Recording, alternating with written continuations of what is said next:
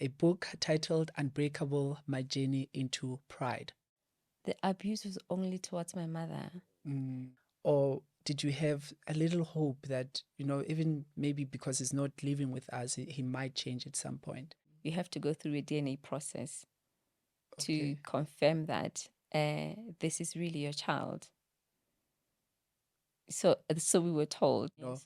But what does it take for you to be able to get to a point of saying, it's okay, I let go? In the process of doing that, it was self-love, because Yes. you're also protecting yourself, Yes. We knew a different person in the house.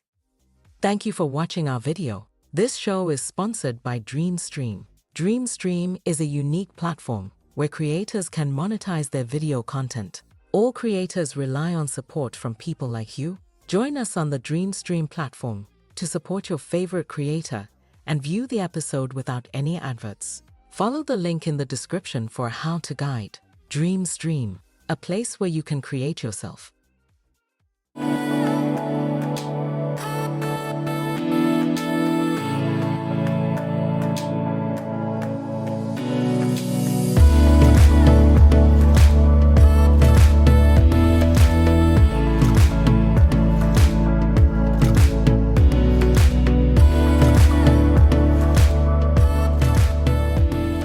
A very warm welcome to another episode of The Real Queer Talk with myself, Tolo, the inimitable one, Mudaum. And once again, thank you for making time to join in. It is exciting for us, really, that you keep making time to join in. And please do share with others, because it's important that we all get, to share this information. In fact, that is the reason this platform exists. So, in April 2023, what I call Masterpiece was launched, a book titled Unbreakable, My Journey into Pride.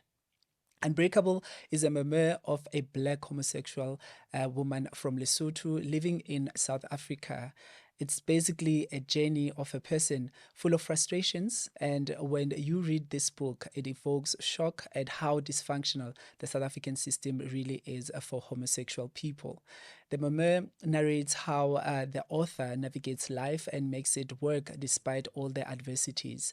Through everything else, the author stays strong, even in situations that were meant to break her. She chose her truth, both as a mother and as a wife. And the author is really none other than Limpho Seeiso, and she is such a wonderful writer. I took the book, and I remember it was a Saturday, right? And I thought, okay, it's Saturday morning, let me have just a part of it, and then I'll go do the errands and then come back to it. The next thing I knew, it was in the afternoon, I had finished the book. And that I think it takes you on a journey of the realities of life, right? And just to give you who Limpho is, she is a person who has for her whole life worked in human capital space because of her love for people. Her passion for people has kept her in that space, and probably that's why you became a writer. I think, to share with other people, because also, when you read the book, you can tell, that this is a person who cares about other people, who cares about the well-being of other people. And what stood out for me is the compelling questions that comes out a lot, from the book, where she questions how things are done. She questions why people will want, to think in certain ways. Why do we say certain things, but we fail to live up to them? Why do we want to put out a certain picture, but then live something else, or fail even, to commit to what we have put out? So she is liberal, does not fit into any box, and loves life. She loves extreme sports, and her favorite is skydiving, of course. And I'm just so terrified of heights. That was just something interesting. Limpho also loves African stories and knows that there is so much more that Africans still have to share about Africa and to the rest of the world, and coming from us, and Mpho, I think also I've learned that there's part of coaching and activism that you do. Yes, I am a leadership coach. Yeah. I studied business coaching at Gibbs. So Yeah. yes, Thank you for making time to join us here, and thanks for welcome that. to the Real Queer Talk. Thank you so much for inviting me and for having this platform Yeah. for us to talk about ourselves. Yeah. Definitely, and this platform was made for that. And I think when I saw your book and read it, I thought to myself, we have to share with other queer people. We have to share with the world, what it is about, because it has been. I read your journey, and it became so inspirational to me. But I'd like us to take it back to, you were born in Lesotho, and born and bred there. What was your childhood like back home? As you were growing up. So I was raised in a village. My father was a chief, and it was normal, life in the village. We all just a big family. It's a family community. Yeah. I think I thought it was normal for the longest time. And as you read in the book, my father was an alcoholic and a very abusive man. But the funny thing about it, or maybe the shocking thing about it, was that the abuse was only towards my mother. And so everybody in the village loved him. Yeah. And they still do. So he was a very charming man, but we knew a different person in the house.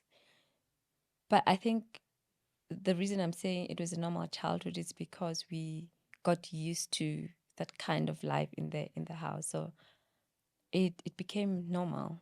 So And because outside, that's what you knew. yeah, and then we'd still go outside and still be kids.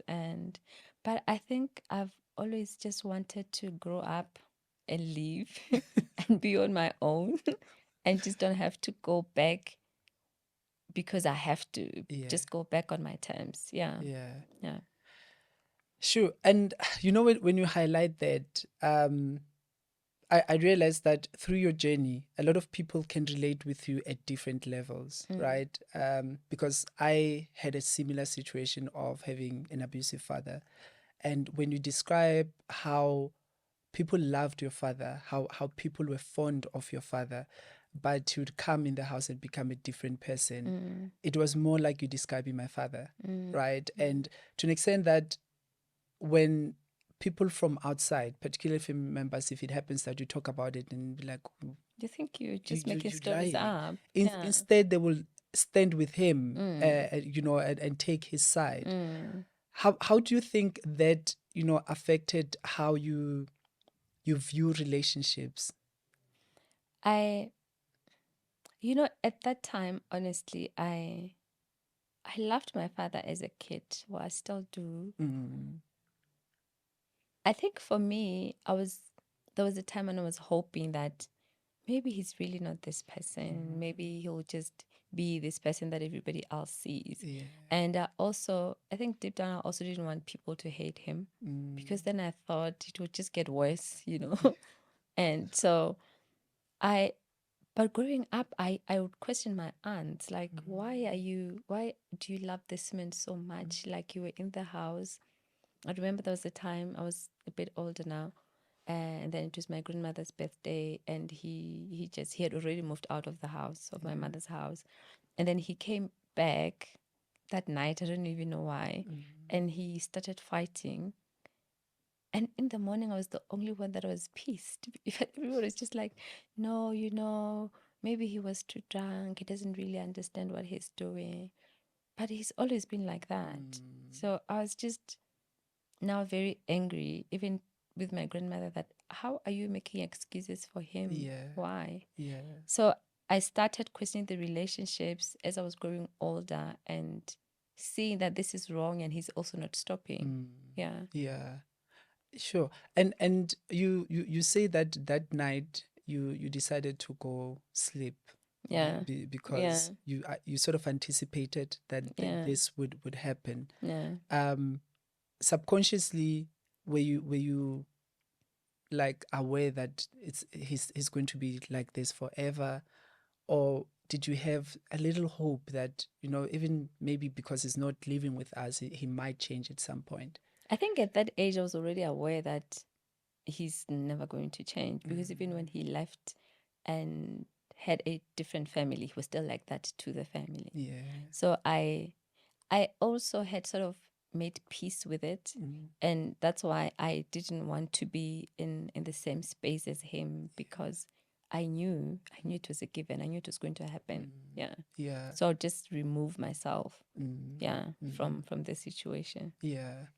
And what motivated you to write the Unbreakable? Because I feel that, you know, you got to be vulnerable. Really, you paint a real picture of what happened in your life. You share the emotions that you went through. You know, the frustrations that you went through. How you view life, you know, it differently from then and now. You know, and you go to spaces where people are uncomfortable to get there. Yeah. Yeah.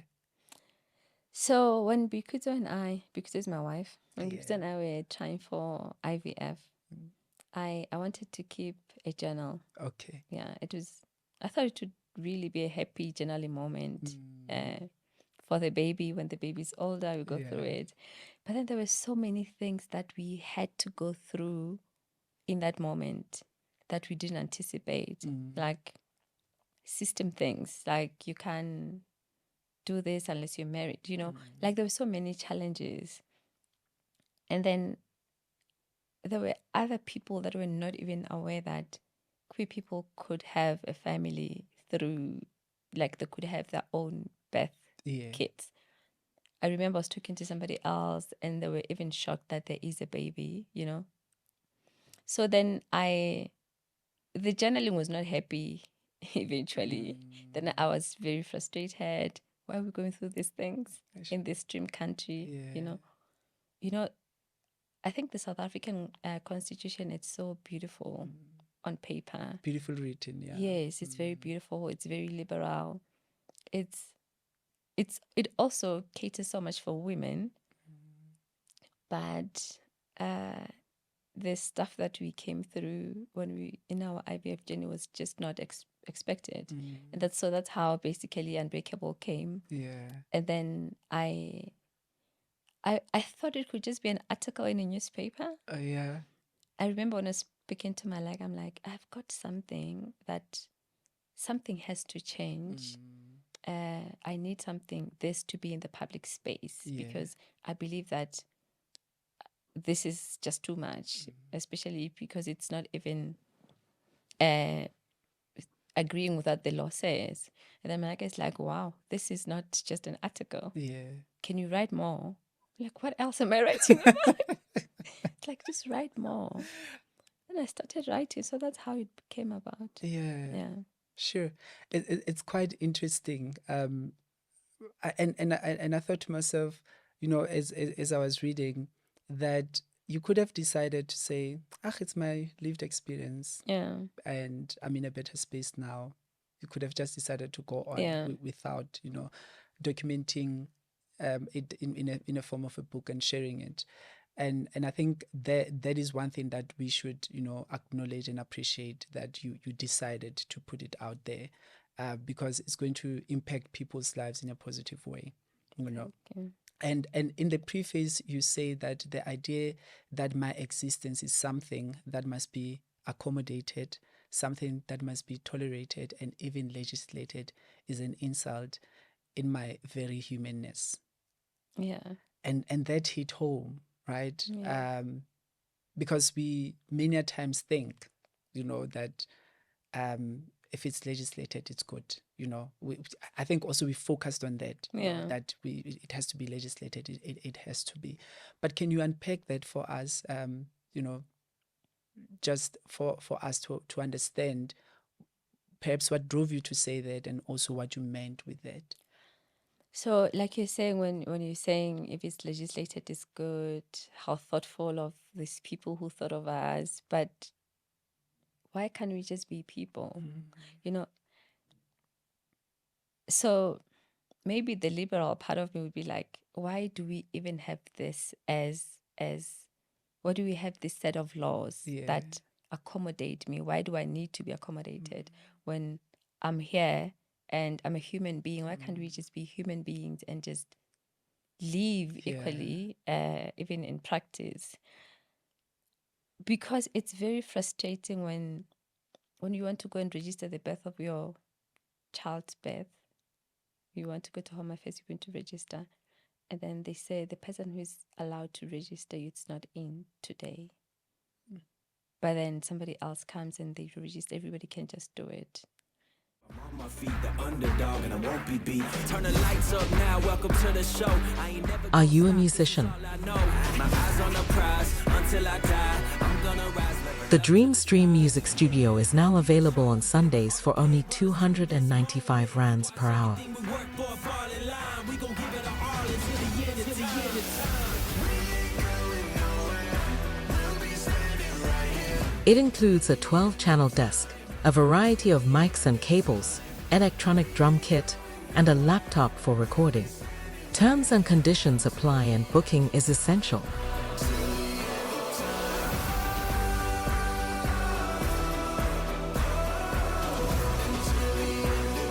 Contact studio at dreamstream.co.za for a site visit.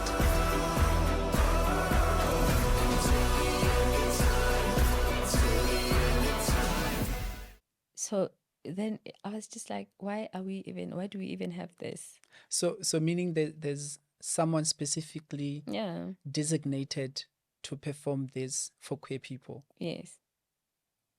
So if that person is not there, it do not happen. No.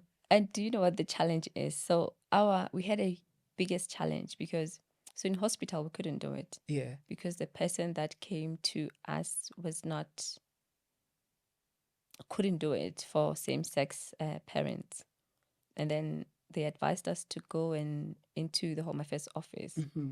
Then we went to the baby's born in the Free State. Then I stayed in Ladybrand. Okay. Then we went to Ladybrand Home Affairs. They couldn't do it. They didn't have an official that was assigned to do it or permitted or allowed, whatever the word. Sure. Are you aware of what makes it that special for them to be designated to do it? I think it's just, I don't know. They explained it, but I think I didn't want to hear them because it's not supposed to be like that. I didn't want to hear them, but they had just said there is a certain type of training that people go through. Like, it didn't make sense. It didn't make sense. I think now that we're talking about it, it's so funny. But going through it was really horrible. So then we had to come to Joburg because we were struggling in the Free State. So we also had a home in Joburg. Okay. So we decided we're going to Joburg to try and register the baby. But then we also struggled. Even in Joburg. But the struggle in Joburg was a different struggle, not because there wasn't anybody present. Yeah. It was just the delays. So the challenge that we had was that after a certain period, you have to go through a DNA process to confirm that this is really your child.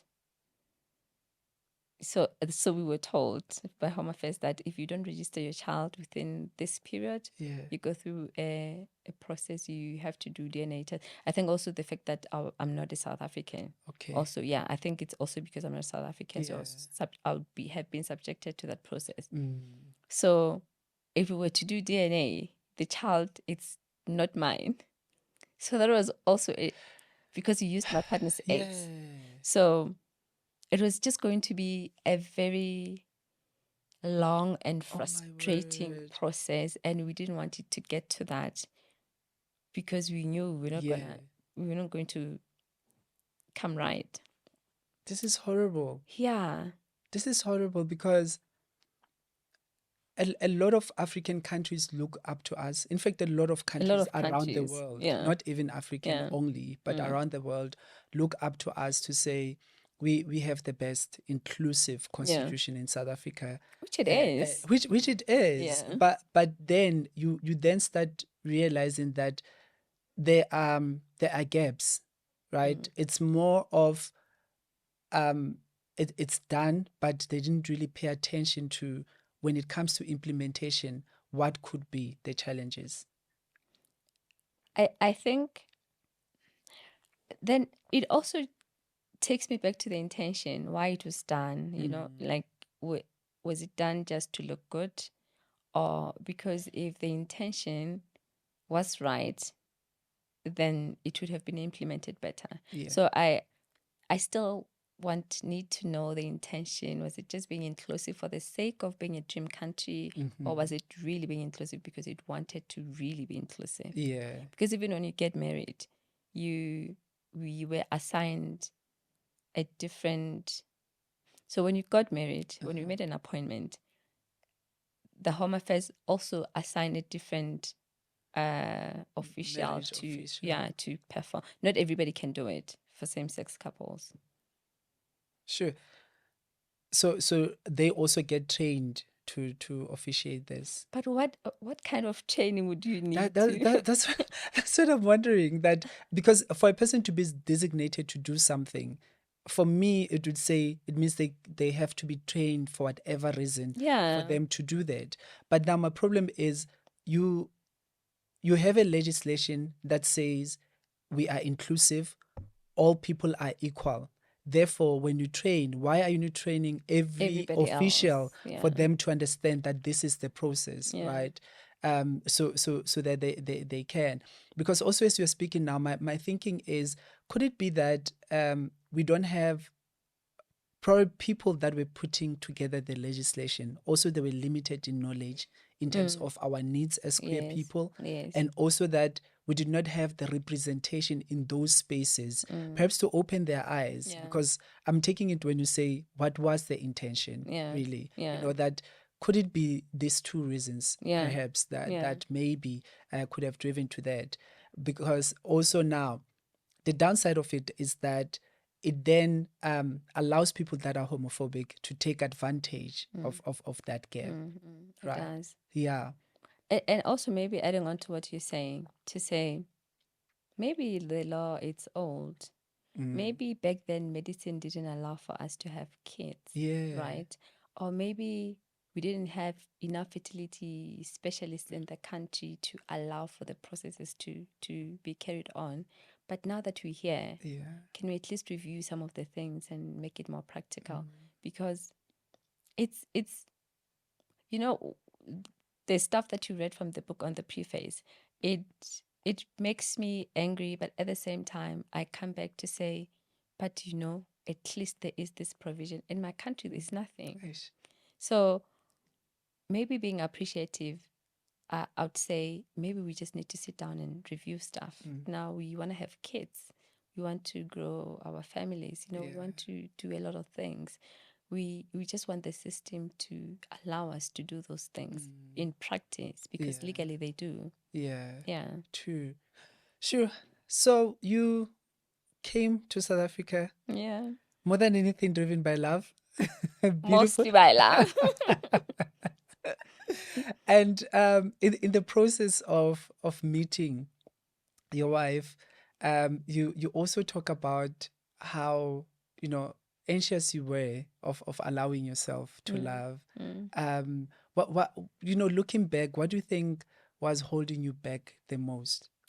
I think it was my family, Ah, and maybe not being accepted. Yeah. that was Or the maybe biggest knowing fear. that is the risk.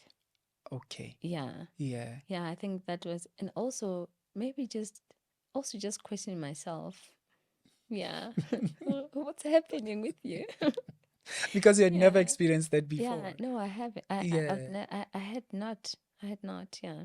But also you highlight that this relationship made you realize that with the past relationships that were heterosexual, you were not as committed No. as you are to Yeah. this one. Yeah.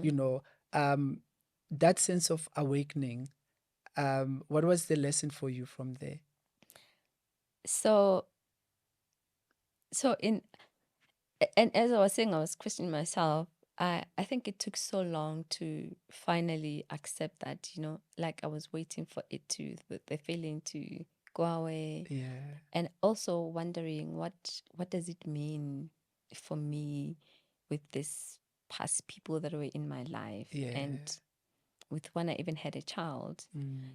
and was I not true to myself then, or was I just, I think the biggest part of me just thinks that I was just trying to run away from home and be independent, because that's, even when I was going to school, I knew I want to do this. After this, I want to do this because I really need to leave this environment. Yeah. So I think that is something that was just in my head. Like, you can't be that person. You need to be focused on being independent. Yeah. So I think at the time that I met Bikuto, the independence had just came in, and I was a bit relaxed with life and with myself. There was no pressure from anything to make it, Yeah, I think I was relaxed in my career, in life. Yeah. Yeah. Yeah. And you also touched on at some point that you encouraged, that you both of you go to see a therapist. Yeah.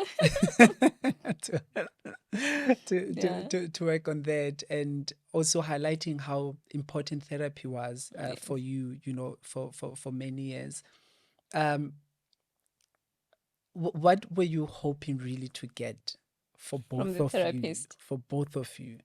So for me, I was hoping I'd just get clarity on, no, this is not it. Yeah. Because I think I went into it expecting clarity that it's not it. Is it? Yeah. It was very beautiful. But I- you it was, you you you had the goosebumps that you shared. yeah. You guys would stay on the phone for close to 4 hours. Yeah.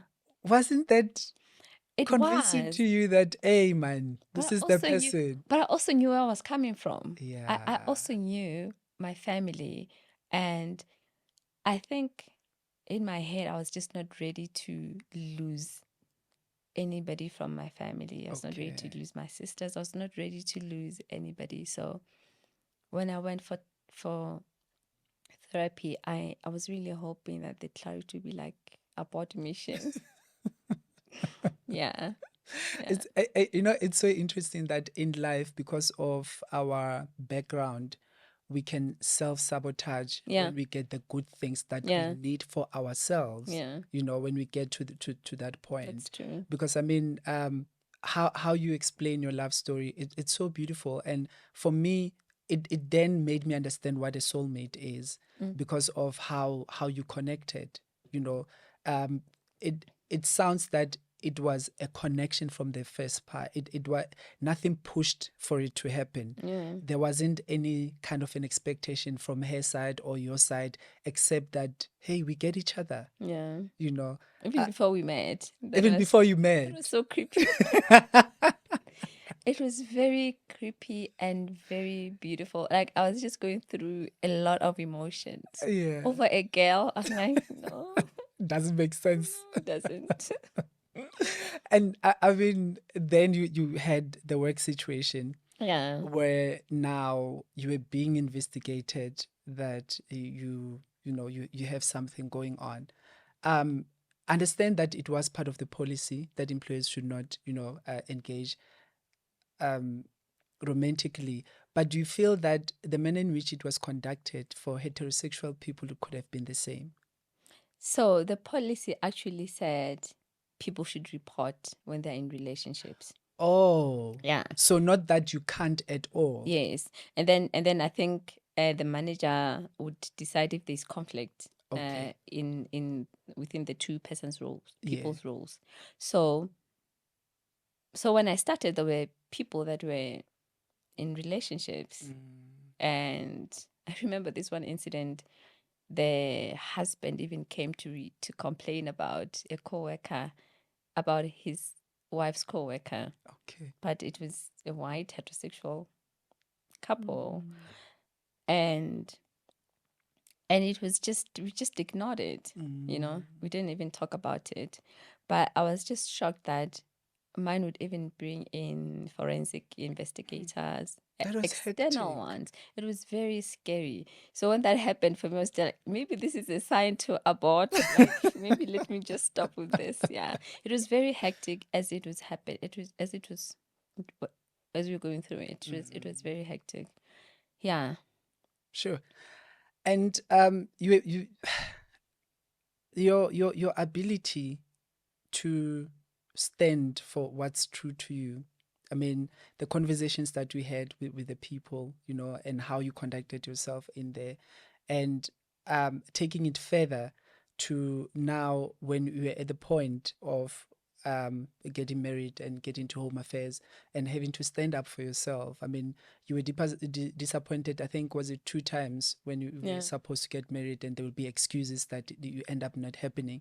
But the second time you really fearlessly stood up and said, now I don't care whether I'm being deported or what, but I need to stand for this. Yeah. Where does that drive come from? And why do you feel that it's important that we have to stand for what we believe is right?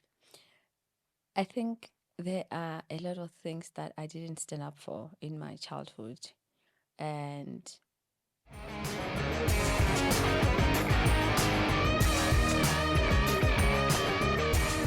Need a photo studio?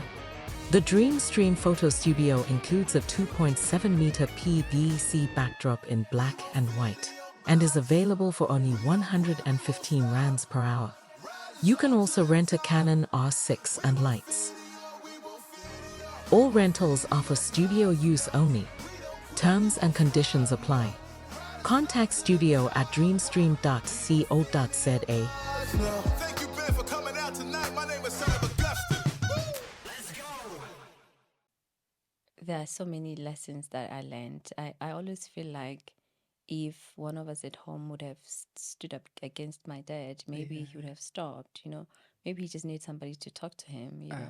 So now I do it every chance I get, every time there's a need, when I have the energy also, because it's very draining most of the time.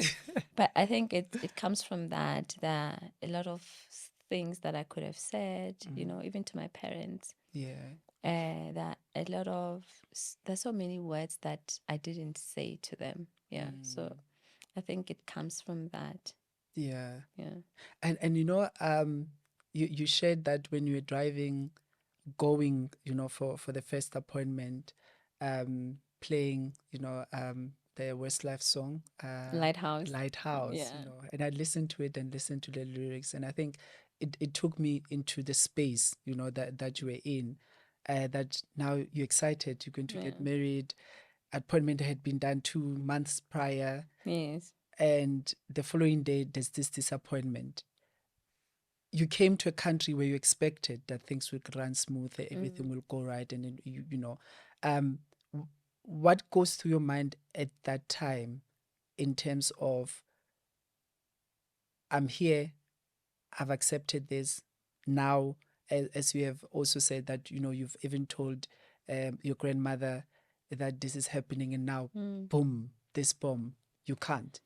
And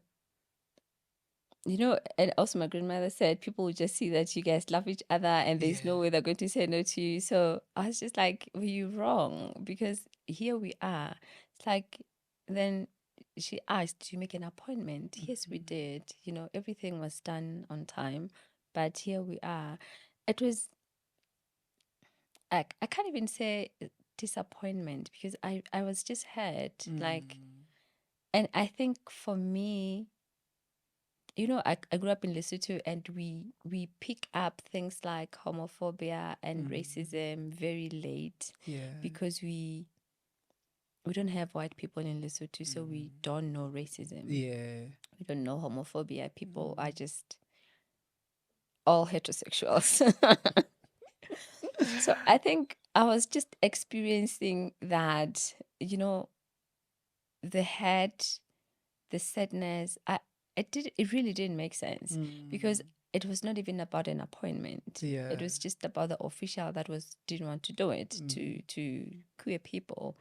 And that was the real first experience that I had. Well, besides the work situations, which I had maybe put aside, that was the first real ill treatment that I experienced. Yeah. But it was even worse because it was from the government. Yeah. It was Where, from the government official. you can least expect it. Yeah. Yeah. Yeah. But I think it also goes to show that people are human beings are the ones that put legislation into place, Yeah. and human beings are the ones that also implement it. Yeah. But at the same time, at the end of the day, we have our prejudices, Yeah. and then they start playing out in such a Yeah. manner that will even overlook what we are supposed to do, but want to play out what we want to do, Yeah. which is quite sad. Because now it takes me to a point, your journey of wanting to have a child, where you also highlighted that you felt privileged that financially you were able to do that process, that other people might not be able to go through, afford that. But added to that is the kind of questions that you were asked, The kind of questions that you were asked that are personal to you, that things like which eggs are you using, Yes. and Yes. that it's like society is not aware that Yeah. there are boundaries to everything. Yeah. you Yeah. know such things. What You know, so when you say society is not aware, half the time we thought people are not aware. Then it would take a moment to educate. But it also depends on how people are asking. Yeah. Why are you taking an anonymous donor? Why can't I just do it for you? You know, that's not someone who wants to know. It's somebody being disrespectful. So would really take a moment. Even with my elder son, we took a moment to explain what IVF is, why we're doing it, so that he could be on board. So and the word boundaries was just non-existent because people don't I think maybe it's curiosity, I don't know, it's just people being disrespectful when they ask such questions. But if you're asking it in a polite manner, we were always ready to answer. Especially when you are part of our life, then you want to know what's really going into it, because you seek understanding Yes. of the process. Yes. Yeah, sure. Before we talk about your immediate family, which is your wife, and your kids, I want us to go back to the issue of coming out, which is a challenge for a lot of people, right? And in some spaces, you understand why, it will be difficult for them. Do you feel that we have to come out, No. No, The- I honestly don't feel like we have to. And I also don't feel like we have to put pressure ourselves. We're putting, as the queer community, we're putting pressure on people to do it. And it does not make sense. Why are we coming out? And if you're ready to do it, if you want to do it, then do it. But I personally don't think it should be something that people are forced to do it at some point in their lives. Yeah, because what was interesting for me was that your grandmother, who you affectionately call me, was more understanding and embraced your relationship, and even your partner as well, more than your mother and your friend, which one would think that the older generation will be more conservative towards such than the newer generation. This, how do you look at it, to say, why was she more understanding than... I think she loved me. I think she loved me beyond judgment, beyond... I think unconditionally she loved me. I think that's the only reason why people will struggle with you coming out. I think it's love. I think if you love a person enough, you just you just go with them wherever they Yeah. go. Yeah, I think she really loved me. Sure.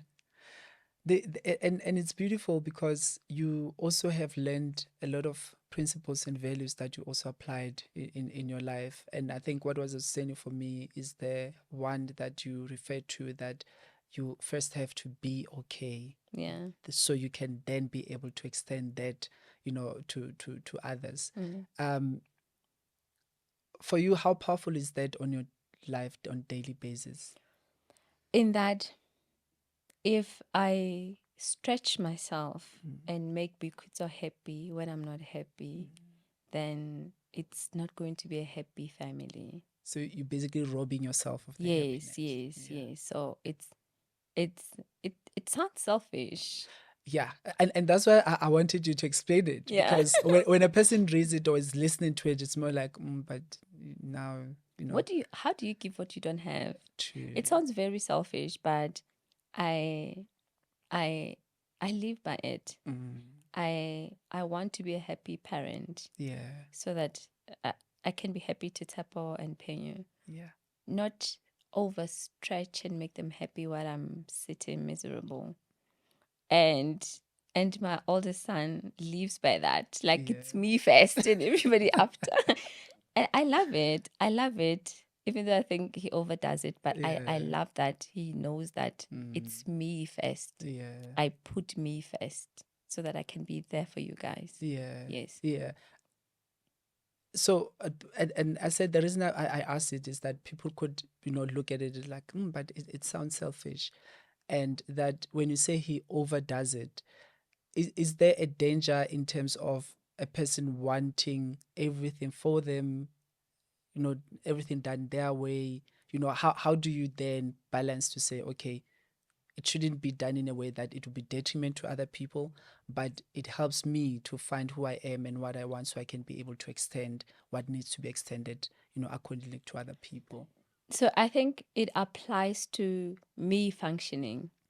Like, if I need to be able to show up for you, Yeah. I need to have the emotional capacity, to, if I'm not okay today, like, can we not have this conversation today? I think it's in that aspect where it, when people talk about self-care, Yeah. like, I need to be able to be functional, to be happy, to be kind to myself, so that I can be kind to you. Yeah. And if being kind to you takes away being kind to myself, I don't understand it. I don't subscribe to such, because I can't be kind to you when I'm bleeding myself.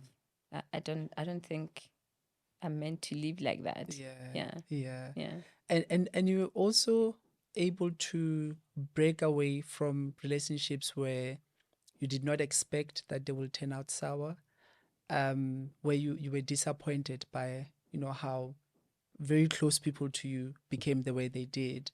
In the process of doing that, it was self-love, because Yes. you're also protecting yourself, Yes. But what does it take for you to be able to get to a point of saying, it's okay, I let go? It takes grief. Yeah. Like, it's hard. Losing people, it's so hard, especially people that have been around you for so long. Like, when I lost my best friend, Yeah. it was very, very hard. I think I cried so much. Yeah. Understandably so. Yeah. And I didn't even know that friendship breakups could be so hard. And it was so tricky because I was also falling in love at the same time. Like, it was just bad. And then, I just felt that it's so unfair. Can they allow you to? Because this is you discovering yourself and this yeah. beautiful thing. And there would be times when I feel like, I'm going to call her, Yeah. but I couldn't, because I also needed to respect her and also to respect myself. Yeah. And see where it's going. So it was very hard. Losing people, when you always say, set up your boundaries. Yeah. It sounds so easy. Easy, yeah. But setting up boundaries and sticking to them, it's hard. And just letting people go that you still love. It was very hard. Yeah. Yeah. It was very hard. Even the relationship with my sister that just ended was just hard. Yeah. Yeah. But I guess I had gotten the clarity from therapy, and Yeah. I just knew, when I decided, when I was telling because that, I'm going to tell my family about this, I'm going to tell my grandmother. I knew that there would be consequences. Yeah. But some I wasn't expecting. Mm. Yeah. So it was a shock.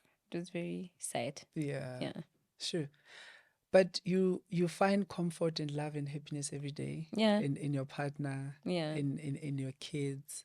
Yeah. What does that world look like? So I always think that if we didn't have this pushback or maybe rejection from some of the family members, I feel like we wouldn't have been that close. Yeah. I feel like we would have worked, but there's a time when we just had each other, Yeah. and I think somehow it worked for our relationship, and it really brought us very close. Yeah. We've got a teenage boy, it's keeping us busy. We've got a toddler. The age gap is insane, but it's home. Yeah. We fight, we make up, we love each Yeah. other, we Yeah. cry, we laugh. So it's really my small world, which would have been nice with the extended part. Yeah. But I think I've gotten to a stage where I don't even say yet anymore. They're not on board yet. I'm just like, they're not on board. Yeah. I, I at this point, like, I don't care. I'm just living my life. Yeah. I'm just living my life. It is what it is. Yeah. Yeah. Yeah. And I think when we grow older, we get to understand life more broadly. We get to be more accepting of who we are and our circumstances. But more so, if you have been able to be, gone for therapy and you've put things into perspective and understand, how things are. And I love what you're saying, that, this is your world, this is what makes you happy. Yeah. And that's what matters the most.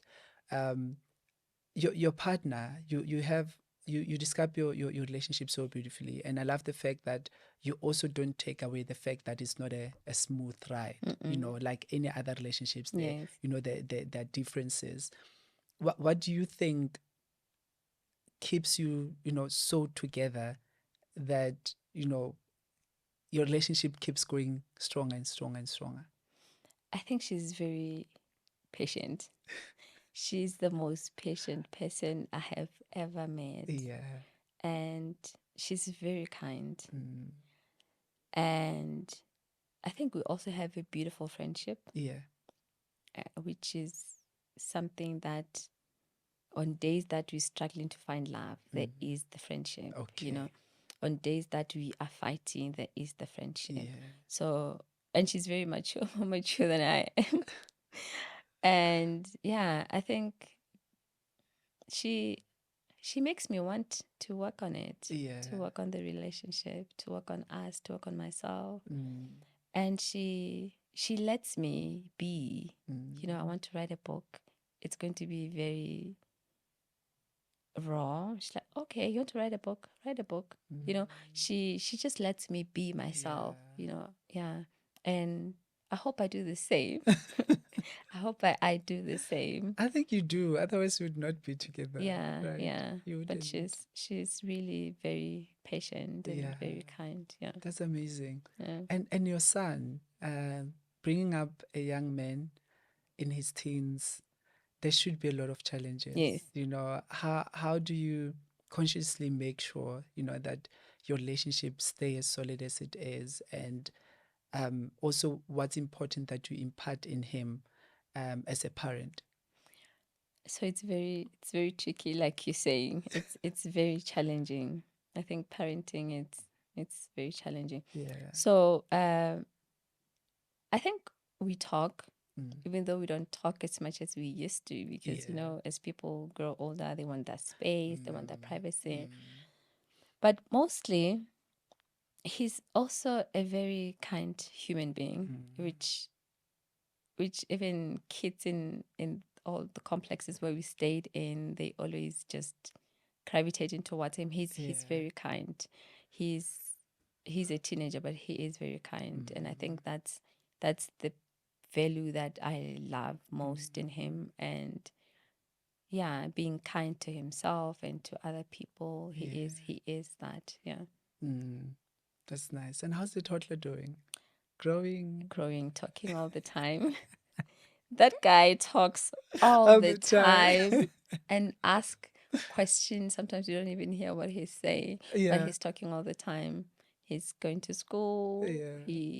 He's very introverted. Like he doesn't like a lot of people around him. So, but now school is just trying to make him open up Yeah. to a lot of things. Yeah. Because now he's in a space where there are other people. Yeah, out there are other people, other kids. Now he's got friends. Well, it's the second year he went to school he started last year. He's got friends now. He talks about his friends. So yeah, That's amazing. yeah, That's he's keeping amazing. us busy. Yeah. Yeah. Beautiful. And so for people that would want to get your book, how do they get it? So I have a coaching website. It's called Infinite Coaching. Yeah. The book is sold online. The book is also at Bridge Books here in Joburg. Okay. And then the book is also in Cape Town, in the Clark Bookshop and the Book Launch and Reader's Warehouse. Yeah. And in Lesotho, it's at Lifestyle Books. Okay. Okay, in Soweto as well, it's also at Lifestyle Books. Okay. At Maponya Mall. Lovely. Yes. Yeah. And you touched on the conversation that you had with Malaika before you read the book. And I just want to quote what Malaika said. I quote, "Unbreakable is a story that needed to be told, if only to compel us to deeply reflect on many ways in which we actually are enablers of violence against those whose lives have been held at the margins," at close quote. And this also was very much challenging in terms of understanding as you read the book, the different aspects of it. And for me, as I said earlier, it also showed me how privileged I've been in many ways. You have gone through so many challenges, and it was more of a double sword kind of thing, because it was just this side and this side, but you stood up and kept it going till you found your happiness, because finding that child is your happiness. Being in the beautiful marriage that you are in now, it's the happiness. Having a family unit that you have now, that's a win. You still working, and you're doing well in your space, and you're extending yourself to assisting others and supporting others the best way you can. And I remember that there's a part that you said, if you could mother other queer kids, you could actually do that without a doubt.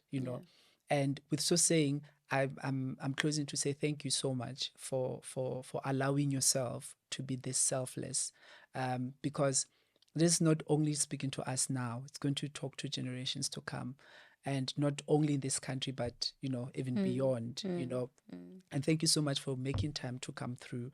And just your parting shot from this discussion before we close. I think it's my cheesy line of always living our truth, and also being aware of the consequences that could come with living our truth. Yeah. And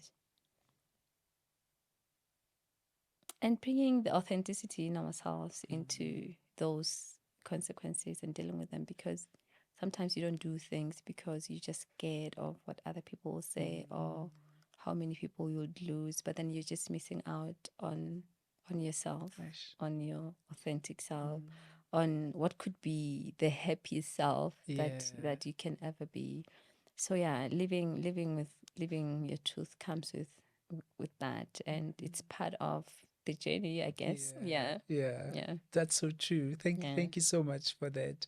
All right, so we are at the end of it, and as per usual, we look at the myths and the fact. And the myth that we're looking at today, it has that we are completely different from any other type of family as a queer families. And the fact is that diapers, laundry, sports and music practice, homework, family dinners, on balance, it's basically that on balance, our similarities outweigh our differences. So, what we experience as queer families is exactly what heterosexual families experience. So, there isn't really a difference. No. We are families that are just structured differently, Mm. like any other family, really, because the Jones are living differently from the Mokwenas. Mm. That's how That's different true. we are. Yeah. All right.